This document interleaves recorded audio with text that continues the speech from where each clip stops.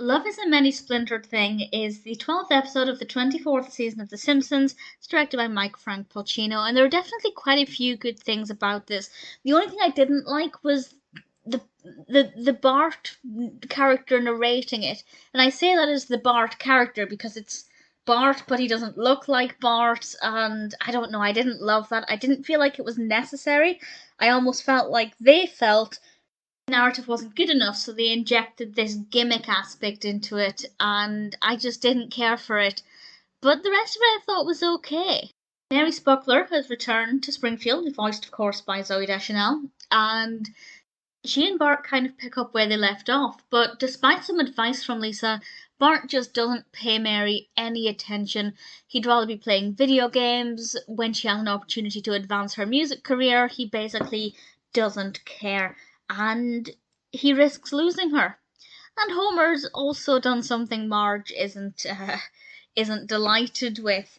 So as a result, Bart and Homer are in the same boat, and what happens with that I thought was pretty amusing, but I'll give a spoiler warning before I discuss those because it happens in the final third and is kind of ultimately what drives the conclusion of the narrative.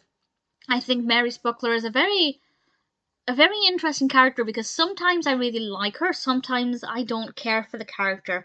But in this episode, I actually liked what she brought to it, and of course, there's an important message there about paying attention to your partner. It's maybe slightly sexist insofar as the episode does very much say that men don't pay attention to women and that women aren't clear in what they mean, so men don't really know what they're talking about.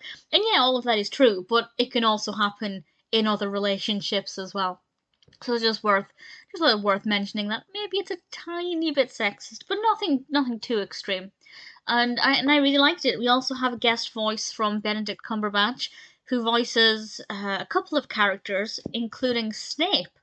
This is, of course, because Cumberbatch does a pretty good Alan Rickman impression. If you haven't seen it, definitely check it out. I watched it again after watching this episode and then went down a rabbit hole and found a clip of Alan Rickman on Jimmy Fallon getting helium ballooned, and it was just magnificent. Definitely a path down which I recommend going.